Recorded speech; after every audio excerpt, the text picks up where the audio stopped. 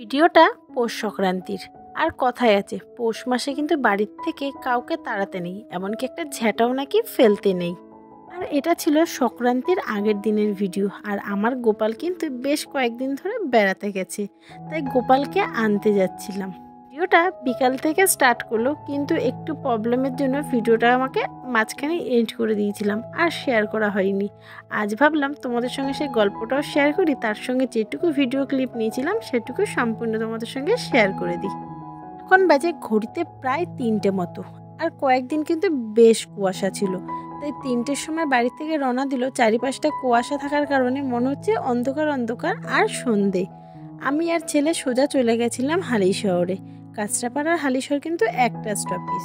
এই একটা স্টপেজ যাওয়ার সময় কোনো অসুবিধাই হয়নি, কিন্তু আসার সময় আমার যে পার্স ছিল সেটা চুরি হয়ে গেছে।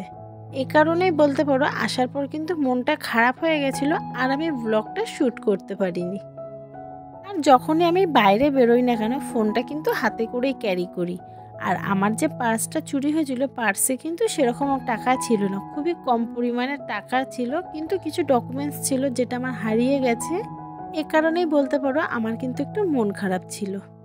আর ওখান থেকে গোপাল নিয়ে সোজা বাড়ি চলে এসেছি। আর বাড়িতে এসে দেখছি হাজব্যান্ড ডিউটি থেকে বাড়ি চলে এসছে, আর বাড়িতে এসে এখনও ওখানে আগুন তাপাচ্ছে। আর শাশুড়ি মা দিয়ে গেছে চা ওখানে, কারণ প্রচণ্ড মন খারাপ হয়ে গেছিল বলে।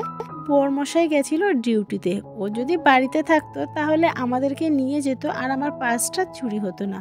ও তো ডিউটি গেছিলো বলে আমাদেরকে ট্রেনে করে যেতে হয়েছে, আর আসার সময় আমার পার্সটা এই কারণেই বলতে পারো চুরি হয়ে গেছে। আর বাইরে এখানে আমি আগুন তাপাচ্ছিলাম, আর তোমাদেরকে বাইরে থেকে আমার বাড়ির ভিউটা দেখাচ্ছিলাম। এই হচ্ছে আমার বাড়ি, আর এই হচ্ছে আমরা যেখানে আগুন তাপছিলাম।